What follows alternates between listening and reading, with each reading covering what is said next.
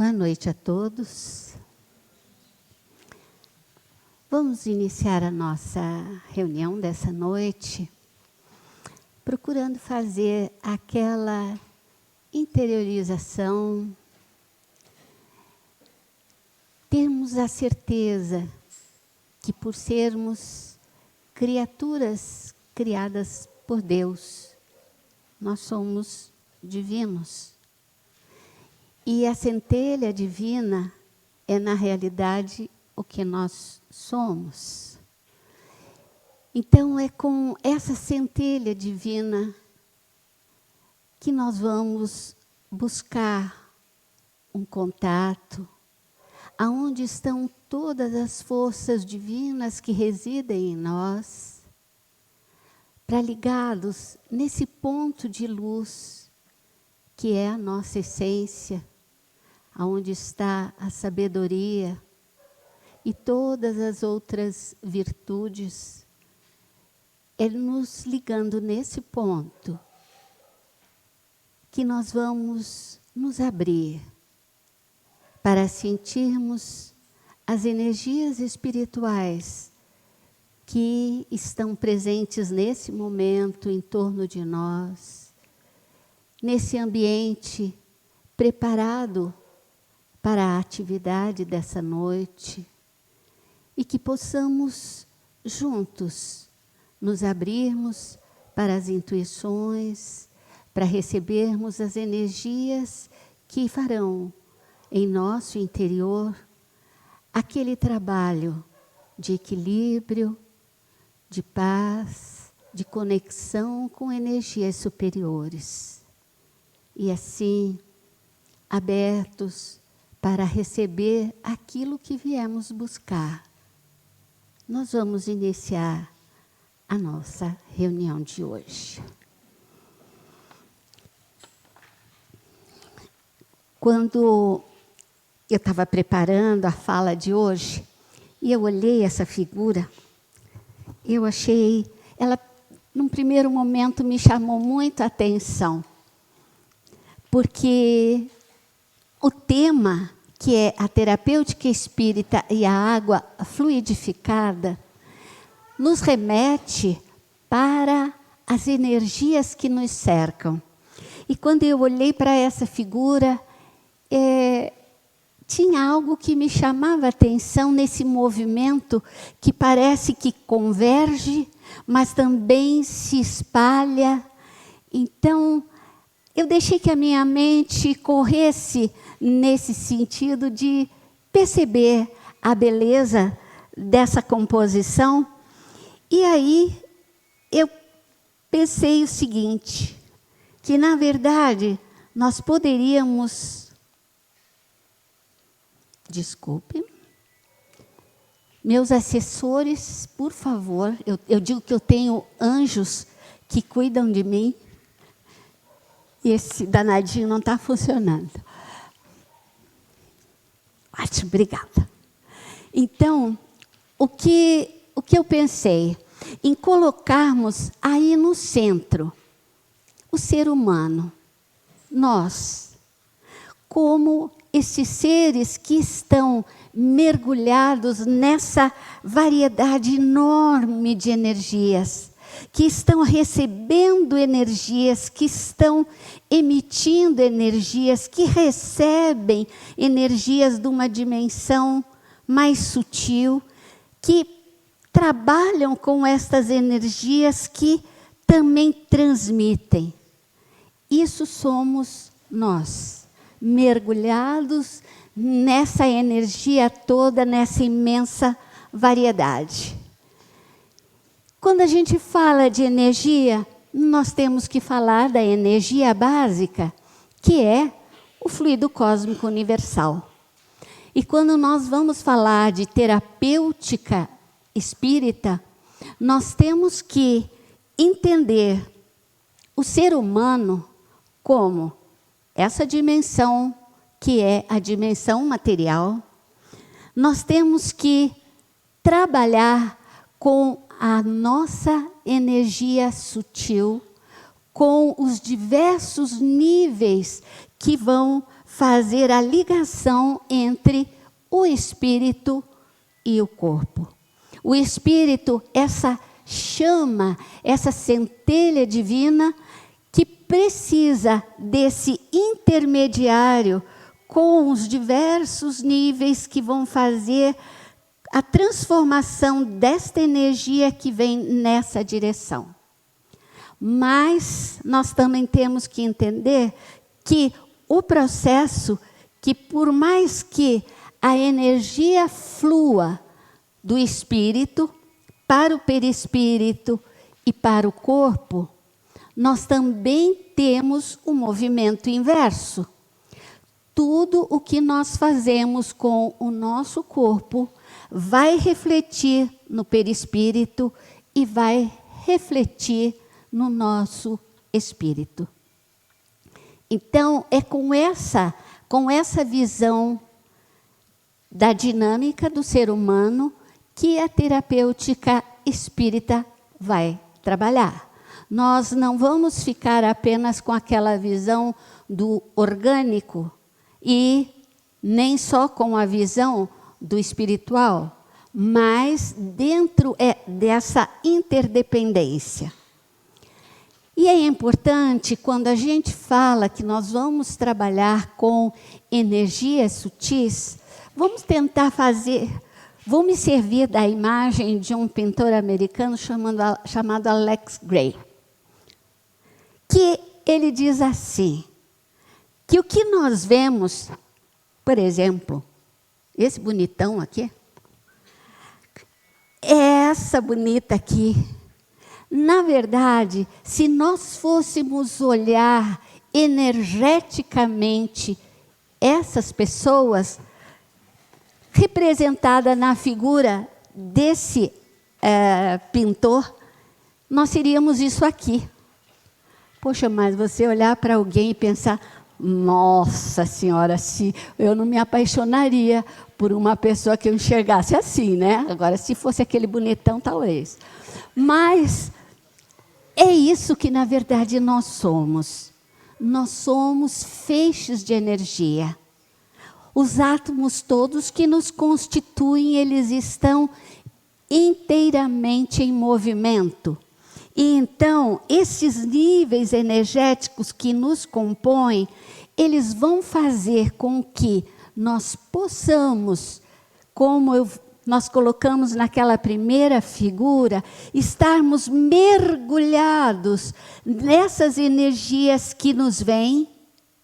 Nós vamos alimentar todos os nossos feixes energéticos com essa energia que nós absorvemos, mas esses feixes energéticos vão buscar na dimensão mais densa, pelo chakra básico, vão buscar as energias que sustentam esta parte material. Mas os feixes de energia que também nos sustentam vão buscar as energias que alimentam a nossa alma e que alimentam todo este conjunto nas dimensões sutis. Então, estamos mergulhados nessas energias divinas, nós estamos trabalhando com estas energias. Todos nós sabemos que as energias elas vão ter vibrações diferentes. E a vibração mais de ritmo mais lento vai se ligar aqui. As energias de vibração mais intensa das nossas emoções, como aquele amor incondicional, ele vai vibrar nesta energia aqui. Neste ponto, é com esse ponto que nós absorvemos e emanamos quando nós temos o amor por alguma coisa ou por alguns momentos, o amor que a gente diz, aquele amor incondicional. Precisamos de todos esses níveis energéticos para mantermos este equilíbrio. E o que é que nós fazemos com essa energia? Nós estamos constantemente vibrando, emitindo, como se nós pulsássemos. E se a gente pensar, todo o universo pulsa. O universo, dizem os astrônomos, ele está em expansão, como o nosso pulmão quando inspira, e provavelmente ele vai se contrair quando nós expiramos. O nosso coração faz isso, ele se estende e ele se contrai. O nosso dia nós fazemos isso. Nós temos um nível de atividade, depois nós temos um nível de descanso. Então nós vamos estar trabalhando sempre com essas polaridades. E é dentro dessa visão de nós, como seres humanos, que vibramos, que vamos trocando energias, que vamos absorvendo energias, que nós vamos falar, então, da terapêutica espírita. Só para fazermos uma comparação, eu chamei de terapêutica convencional, porque eu pensei, que terapêutica é essa? Não me vinha nenhuma palavra, daí eu chamei de convencional, ou seja, aquilo que a gente chama que é tratamento. Normalmente, nós somos vistos, de uma forma geral, pela medicina, eu digo que nós estamos esquartejados. Porque nós temos um médico que cuida do coração, nós temos um médico que cuida do braço direito, porque ele não entende do braço esquerdo. Nós temos uma medicina que fica muito ligada à parte material. Então, nessa medicina, ela vai enxergar do ser humano apenas uma parte. E, geralmente, essa medicina vai olhar mais como curar um sintoma do que buscar uma causa, em grande parte.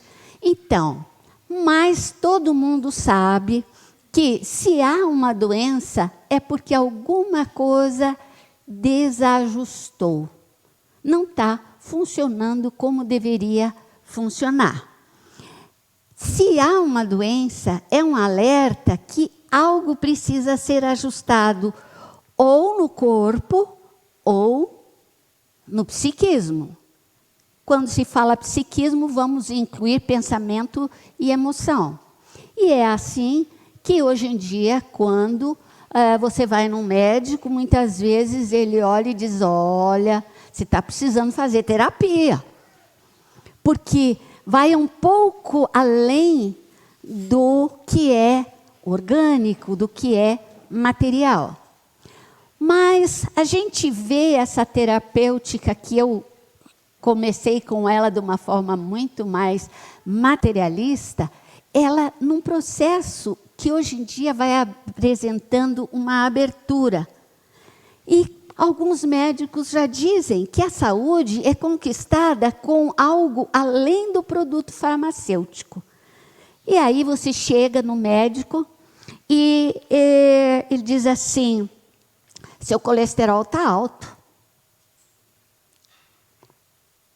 Vou receitar um remedinho, mas você vai fazer exercício físico. Ah, você está com osteoporose. Ah, vamos te dar tal vitamina D, mas você tem que fazer exercício físico e tomar sol.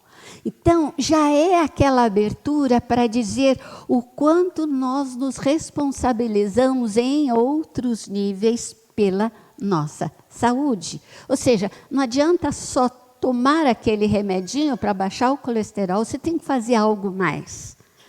E assim, eles dizem, você tem que fazer mudanças de hábito. E quando fala de mudança de hábito, a gente pensa assim, gente, como é difícil mudar os hábitos, né? Se você tem aquele costume de comer aquele docinho depois do almoço, aí o médico diz assim, docinho não. Gente do céu, que esforço que você faz para fugir daquele estímulo todo que o corpo está acostumado a comer o almoço e daí dizer assim, e agora, que tal um docinho? Por quê? Porque o hábito está estabelecido. E nós temos hábitos físicos, nós temos hábitos emocionais e nós temos hábitos mentais. Por exemplo, nós temos hábitos emocionais, uma coisa assim bem comum. Estou no trânsito e qualquer coisa que saia daquele script que eu achei que deveria ser, a energia vem aqui e sobe e me agita. Então, é hábito emocional, é hábito mental. E como é difícil mudar hábitos mentais. Por exemplo, o hábito mental de olhar o que falta, não o que tem. Como é comum você encontrar pessoas que dizem, o meu trabalho, todo mundo diz que foi muito bonito, mas não, faltou alguma coisa. É a receita perfeita para a insatisfação. Você olhar para aquilo que está sempre faltando, como se você fosse fazer o perfeito sempre. Dentro da terapêutica convencional, a gente já chega num outro nível, que é a questão das emoções, dos nossos pensamentos gerando tensão. E aí eles dizem, perceba como a tensão vai alterar o corpo, vai mudar todos os potenciais elétricos do cérebro. Você, da forma como você pensa e sente, você vai ter repercussões no seu corpo. Percebe que há um olhar mais integral. E a equação seria essa. Se o corpo está em paz, o espírito está em paz. Paz no corpo é paz no espírito. Se o corpo estiver bem, você vai estar tranquilo. O que nem sempre é verdade. Mas dentro disso, vamos cuidar do corpo, porque daí você fica bem. Mas surge muitas vezes nessa terapêutica convencional uma cura que não tem nada a ver com medicamento, com os potenciais elétricos do cérebro, com hábitos. Simplesmente alguma coisa acontece que escapa por completo de tudo aquilo que se previa, ou que se sabia, ou que se supunha que ia acontecer. Então, vamos dar uma olhada como que é a visão na terapêutica espírita. Temos que colocar o espírito como o grande organizador que vai estar organizando este ser energético que somos nós. Então, na terapêutica espírita, vai ter que incluir todos os níveis do ser. E quando eu falo todos os níveis do ser, é muito importante a gente considerar que é o nível material, este nível corporal, os nossos níveis sutis e a nossa dimensão espiritual. A sua interdependência, que foi aquilo que nós vimos lá. Tanto o que nós fazemos com o nosso corpo interfere no equilíbrio desses feixes energéticos, como esses feixes energéticos vão interferir nesse campo mental. Uma coisa importante que se diga que não existe hierarquia.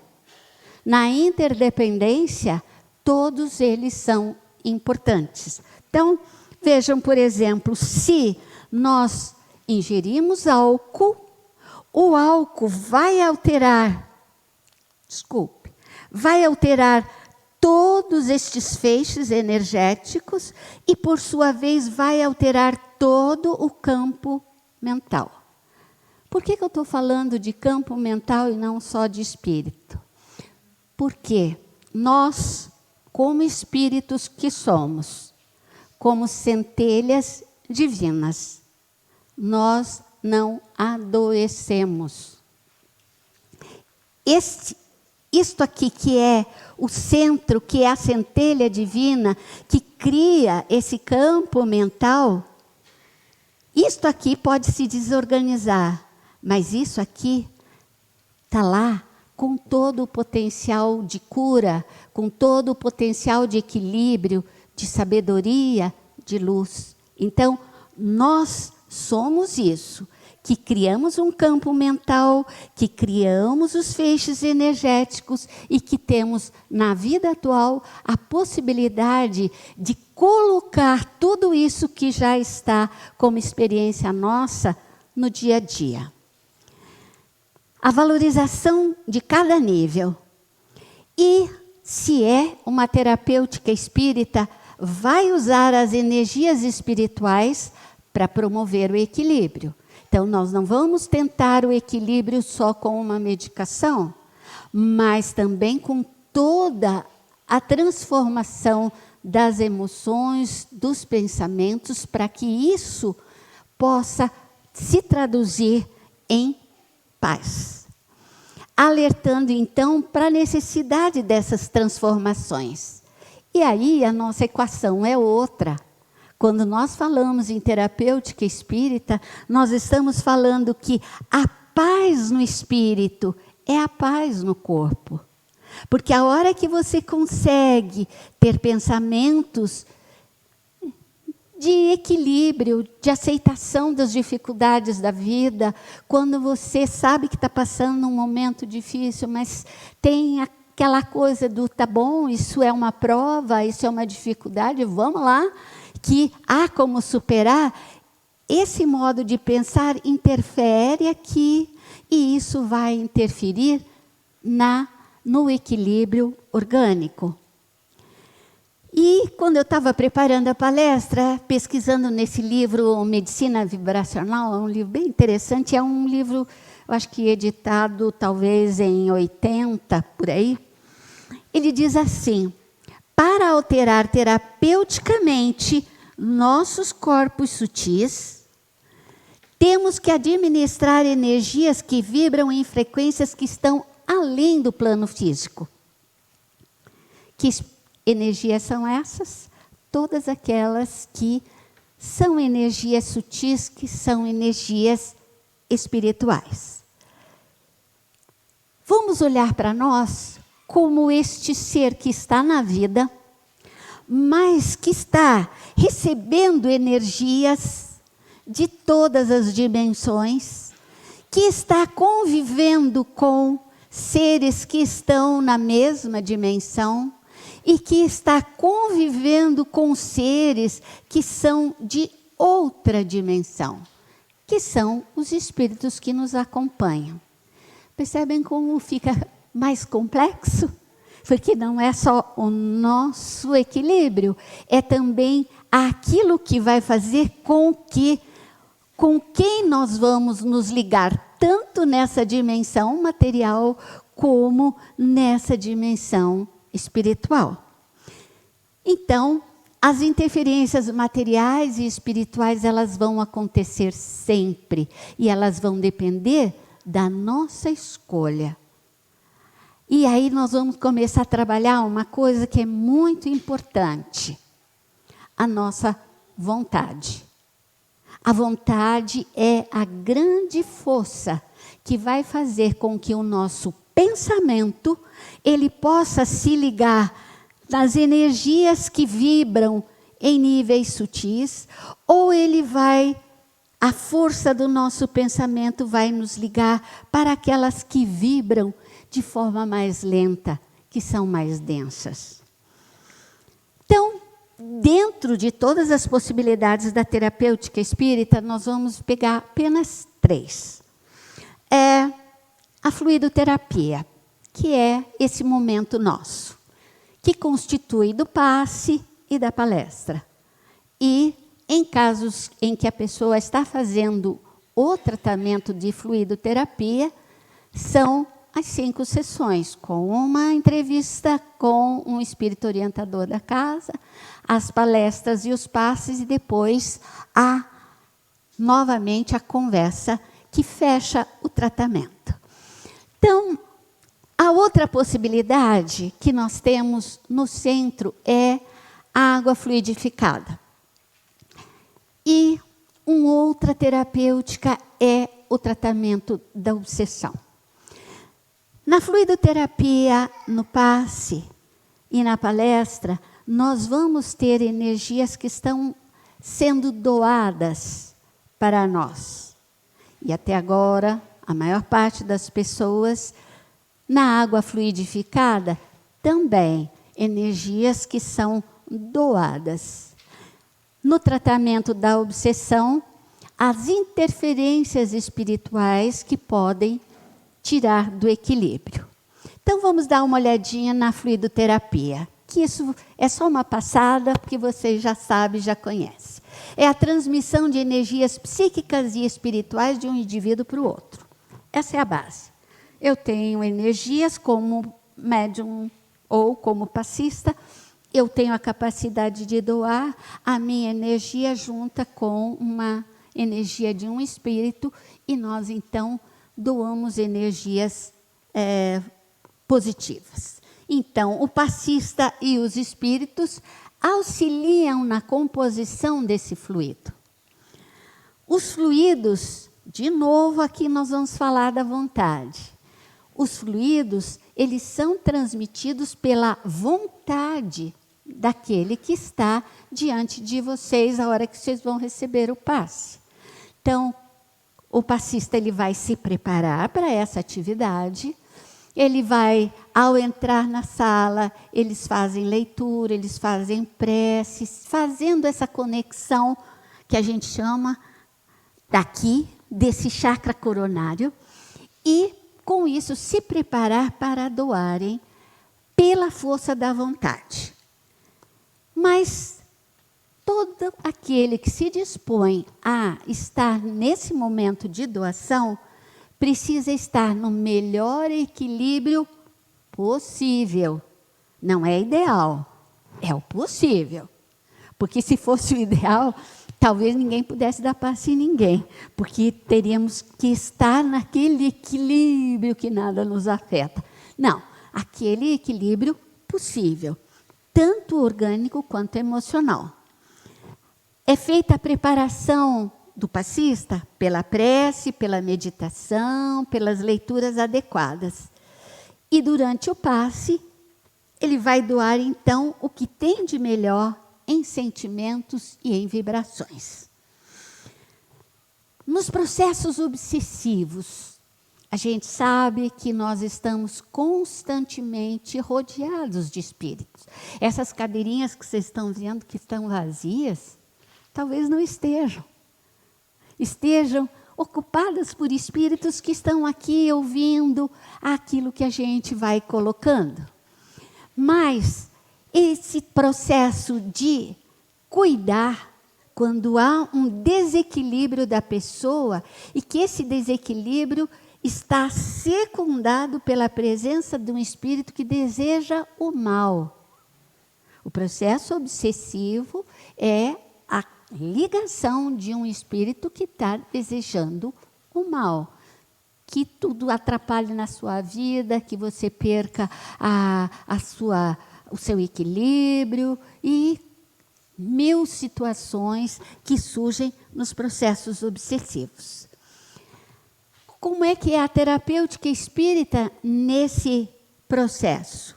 Ele vai atender a pessoa que está sendo envolvida nas energias negativas, daí fazendo toda aquela, vamos dizer assim, aquela identificação de que forças você tem para superar isso que está te envolvendo. Como é que você pode, que recursos você pode usar?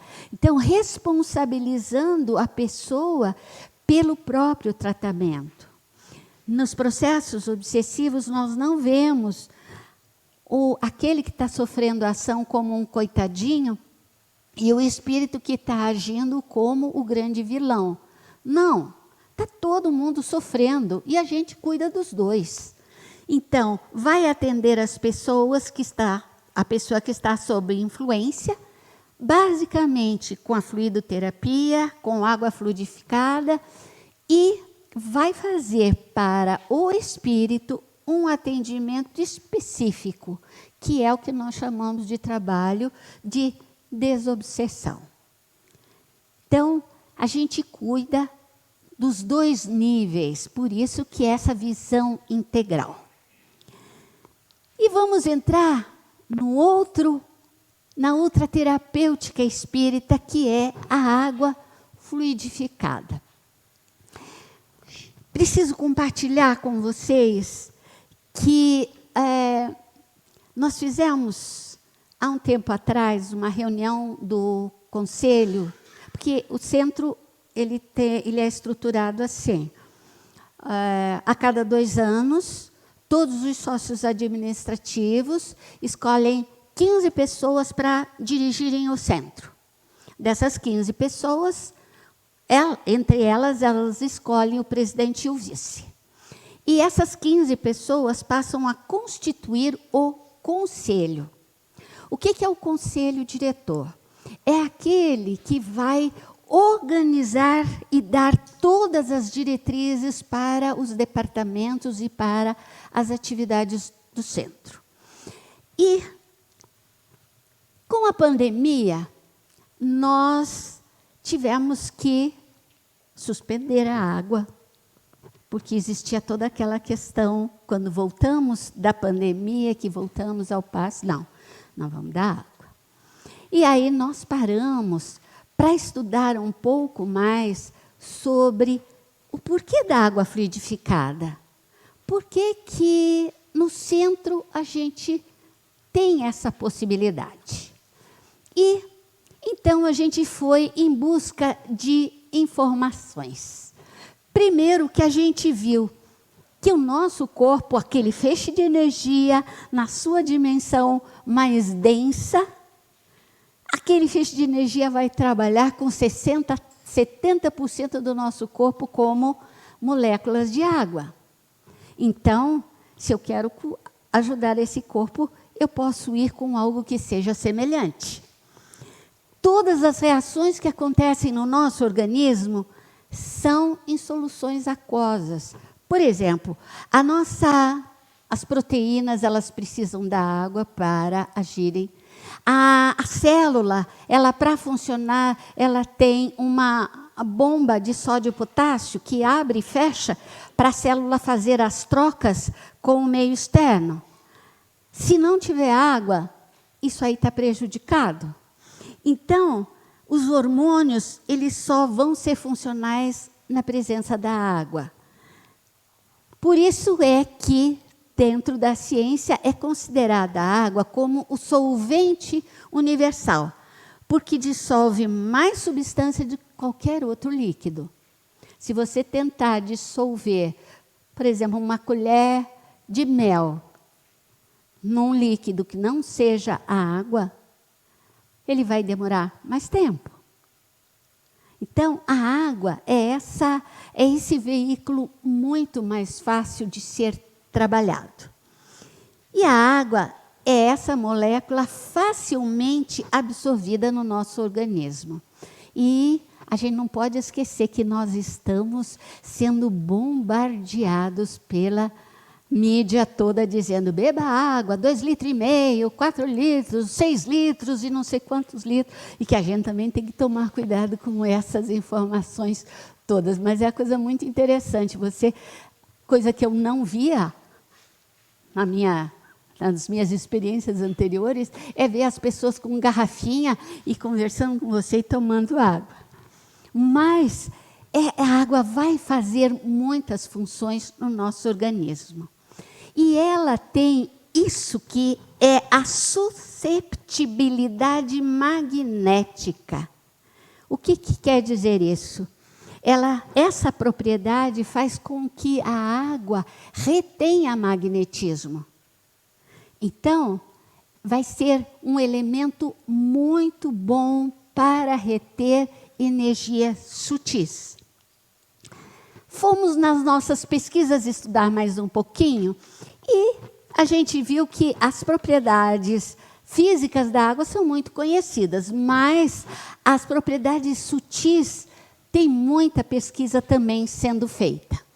E eu peguei as mais antigas que eu encontrei, que já desde 60, da década de 60, esse doutor Bernard Grade, ele, no Canadá, ele fez uma experiência muito interessante, que provavelmente vocês já viram essa experiência replicada em muitos outros espaços, que é, ele preparou água salgada, 2 potes de água salgada.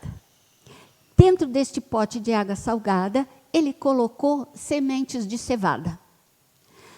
E no outro pote, ficou com água limpa.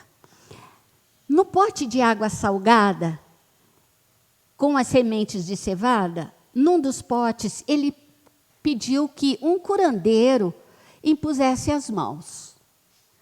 E no outro pote, que seria o pote controle, ficou quietinho lá no canto esperando. Só um deles é que tinha a ação magnetizadora do curandeiro. O que aconteceu como resultado da pesquisa? As plantas que recebiam aquela energia sutil que era transmitida pelo curandeiro, elas cresceram mais, elas tinham muito mais vigor, elas tinham um desenvolvimento muito maior do que as que ficaram crescendo naturalmente. Essa experiência, como eu disse para vocês, ela foi replicada no mundo inteiro, e muitos livros têm sobre isso. Depois, esses 2 pesquisadores, Douglas Dean e Edward Brame, usando a espectroscopia de infravermelho, ou seja, analisando as moléculas, as ligações atômicas da água fluidificada, eles viram que quando a água estava sem ser fluidificada, ele apresentava uma ligação entre os elementos químicos. A hora que o curandeiro colocava a mão, havia um espaçamento entre as ligações dos átomos que constituíam aquela água.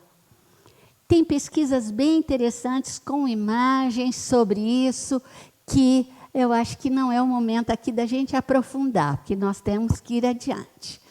Mas o que acontece quando esses ângulos se alteram?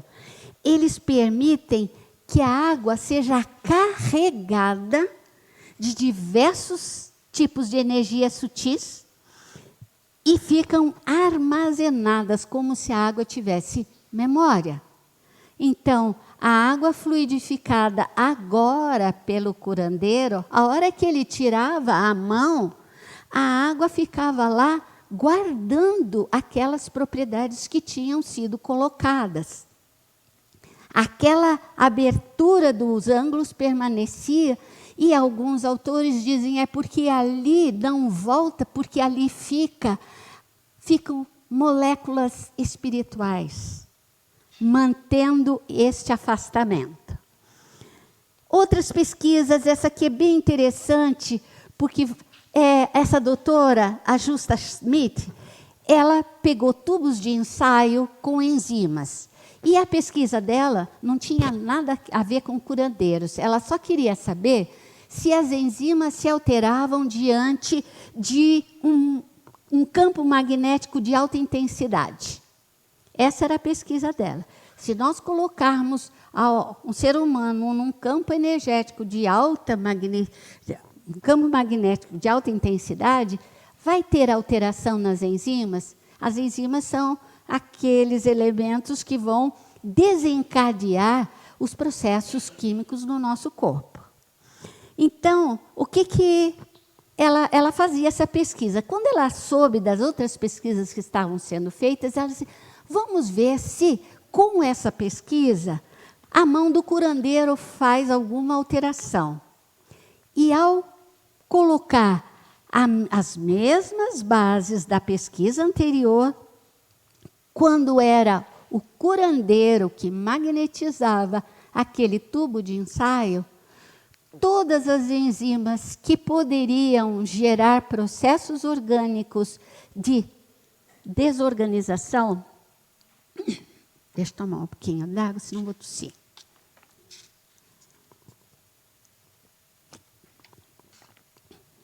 Elas ficavam inativas. E as enzimas que poderiam trazer benefícios, elas ficavam plenamente ativas. Então, esse aspecto fez com que eles dissessem assim: essa energia curativa parecia possuir quase que uma inteligência inata. E aqui no Brasil também foi feita pesquisa nos centros espíritas, só que daí com a quiliangrafia. Eles pediram para médiums ou passistas magnetizarem uma água, darem passe na água, e depois pegaram esses copos, eram jarras pequenas, e levavam para ser fotografado na máquina Killian, e aí eles viram que haviam alterações. E eles tiveram cuidado de não fechar a pesquisa. Eles disseram que a análise bioeletrográfica, que é da máquina Killian, foi capaz de captar algum tipo de energia sutil, ou uma energia desconhecida que se fixa na água pela manipulação. Agora, qual é o tipo de energia?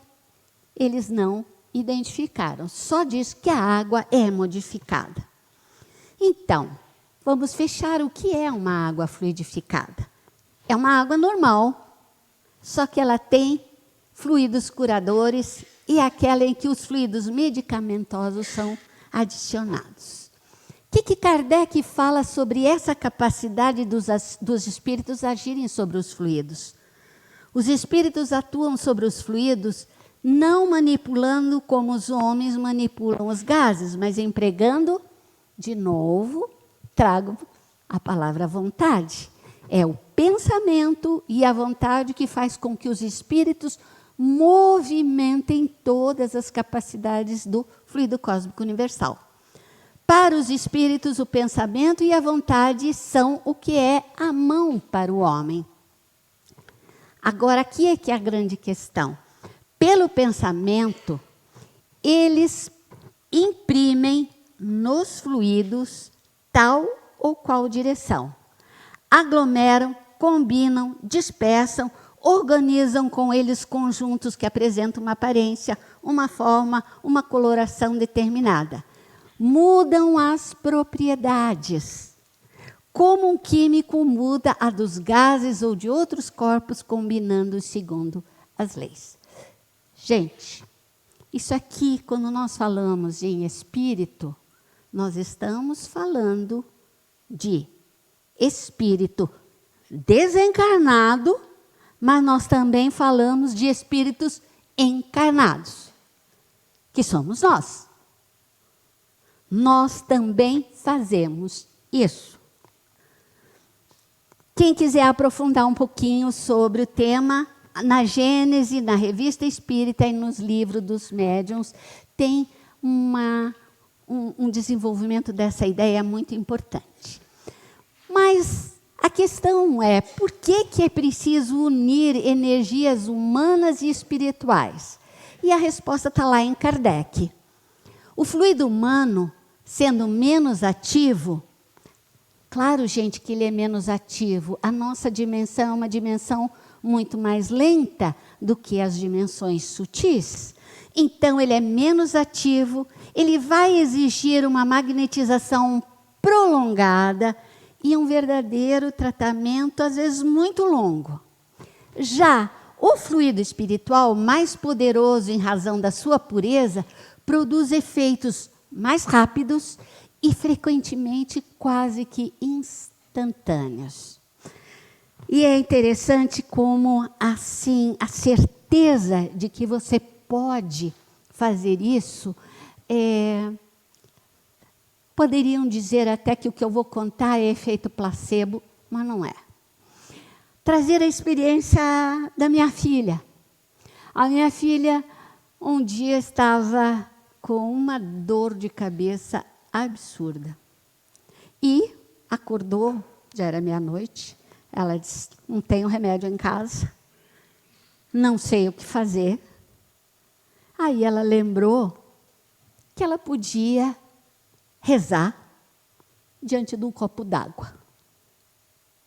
E ela fez aquele pedido com tanta fé, com tanta certeza de que ela poderia receber algo especial, que ela tomou aquela água, deitou e ela disse, dali uns 15 minutos eu não estava mais com dor de cabeça e pude dormir a noite inteira. Percebem a questão da vontade, a questão da confiança, de acreditar que você pode? Então, os efeitos. Quando a gente tem uma situação como essa, os efeitos vão depender do potencial fluídico daquele que está doando. Se tiver muito enfraquecido, não vai conseguir. De onde vem esse fluido? Se ele está em maior ou em menor quantidade. A qualidade desse fluido vai depender diretamente do estado de saúde física, emocional e do padrão moral, que é todo o nosso campo de energia. E é necessário, para que isso aconteça, há um fluxo livre entre a água que você absorve e os seus níveis sutis, perispírito e espírito.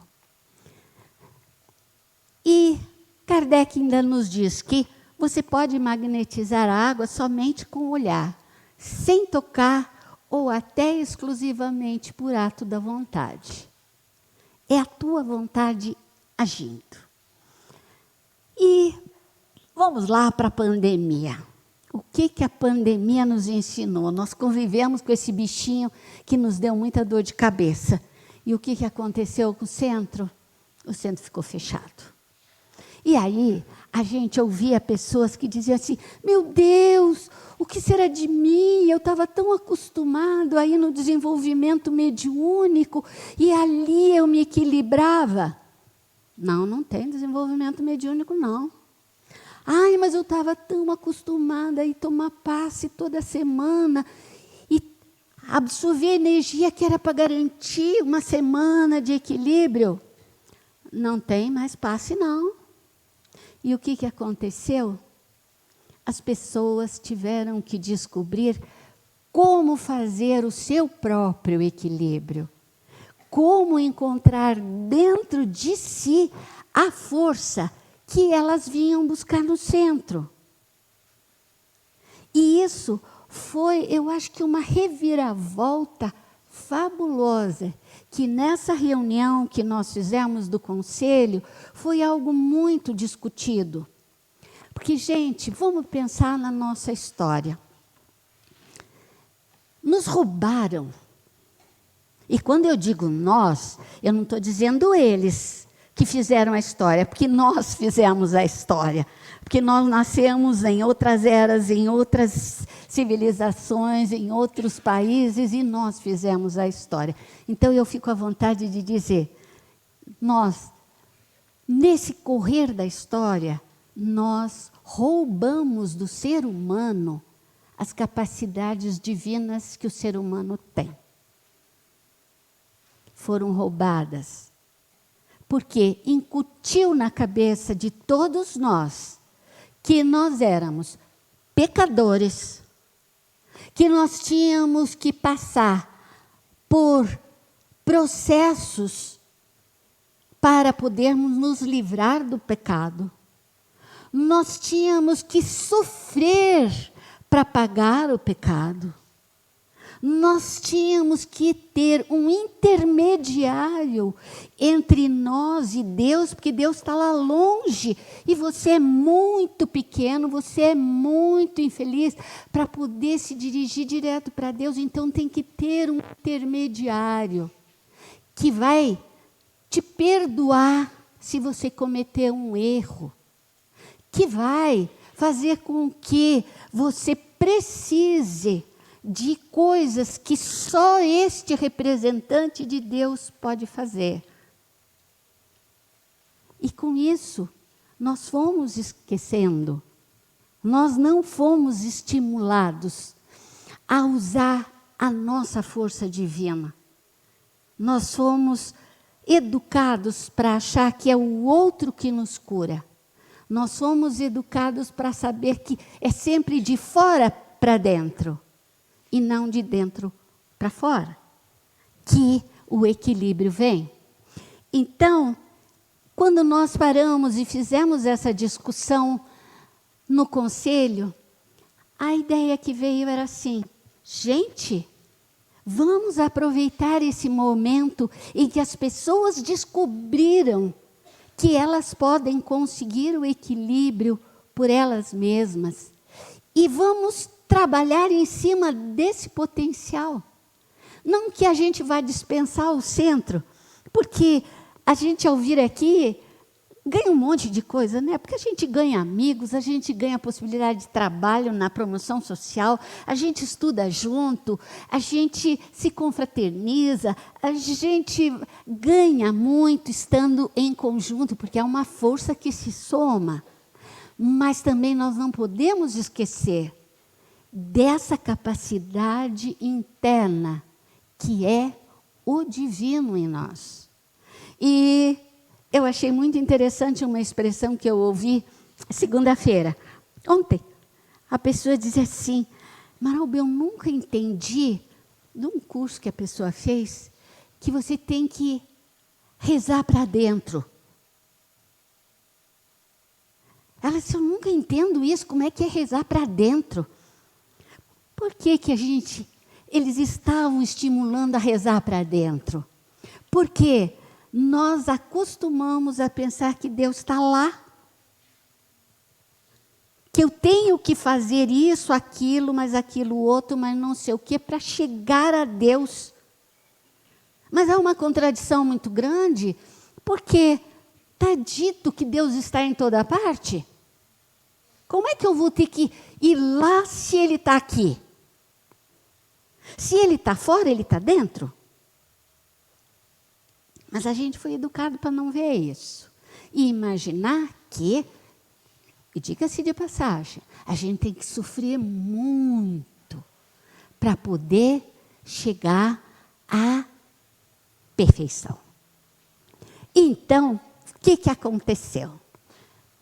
Nós estamos trabalhando nesse sentido de trazer para cada um essa certeza do seu poder pessoal, da sua divindade, desse Deus interno, que vai fazer com que, vamos pensar você como aquele foco de luz que está lá, como centelha divina, em que você vai movimentar as suas energias para trabalhar nas energias que estão à disposição.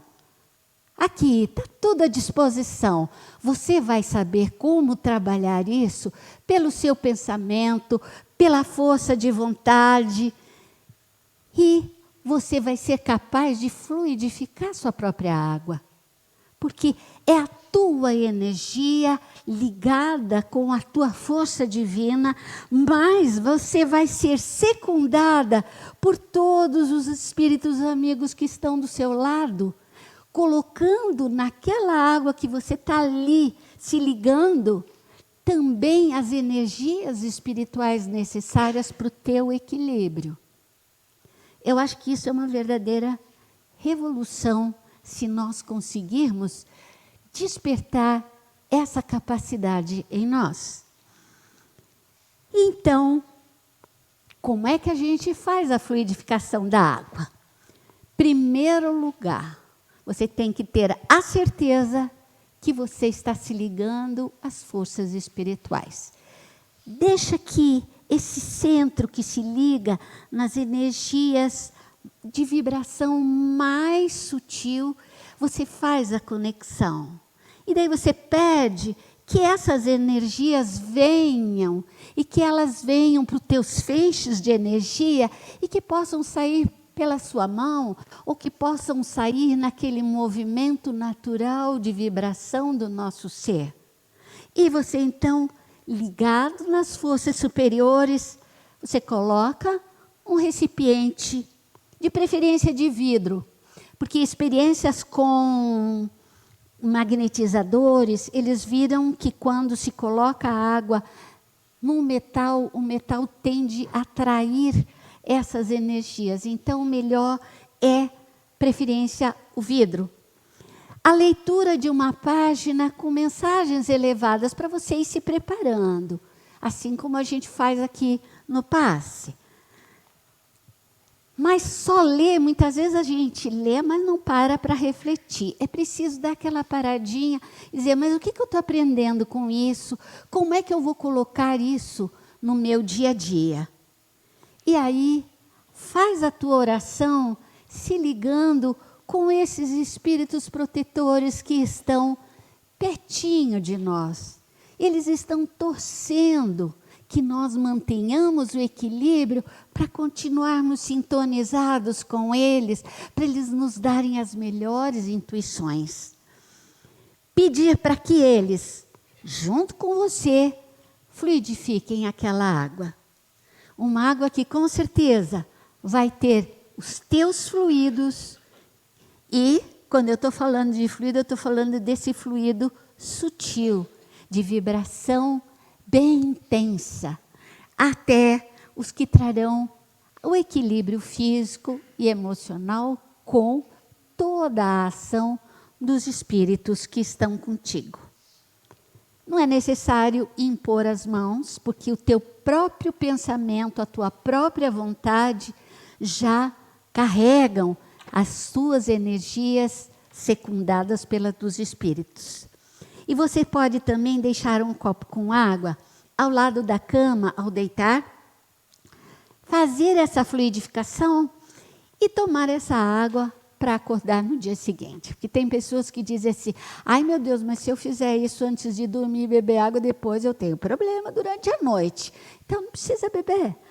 A energia, como eu disse, tem memória. A água vai ter a memória de guardar, você toma no dia seguinte, começando o seu dia, envolvido já por essas energias. Mas, como a medicina está dizendo, faça exercício físico, mude seu pensamento, faça terapia, faça isso, faça aquilo. A terapêutica infalível é da renovação. Renovar exatamente isso que eu disse que nos foi roubado. Que é saber que você é um ser espiritual de luz. Você, como espírito, nunca está doente. A sua fonte é fonte de saúde, de equilíbrio. Nós criamos um campo mental que bloqueia isso, às vezes, como se fosse uma parede enorme. Saber que permanecemos energeticamente ligados ao Criador e a todo o universo. Como personalidades terrenas, nós esquecemos que nós somos manifestações da inteligência suprema. Ou seja, nós somos centelhas divinas. Mas a gente tem esses limites corporais que fazem com que eu tenha uma separação. Ela é ela, eu sou eu. O Ricardo é o Ricardo, eu sou eu. E, na verdade, se nós fôssemos ver em termos de energia, a minha energia está batendo lá, do Ricardo está batendo aqui, a minha energia está batendo aqui com a Rose, a da Rose está batendo aqui. Nós estamos todos interligados. Mas essa ligação com o Criador nos permite curar a nós mesmos. E com isso, como nós estamos ligados ao universo, nós podemos curar nosso mundo. E o nosso mundo está precisando desse nosso esforço, dessa nossa mudança, dessa renovação. Então, vamos olhar para esse universo, para essa Via Láctea com milhões e milhões de sóis e saber que nós pertencemos a isso. Nós recebemos essas energias, nós podemos trazer para nós e nós podemos colocar com a nossa força pessoal, com o nosso pensamento, com a nossa vontade, numa água que nós vamos fluidificar. Uma boa noite, que Deus os acompanhe. Obrigada.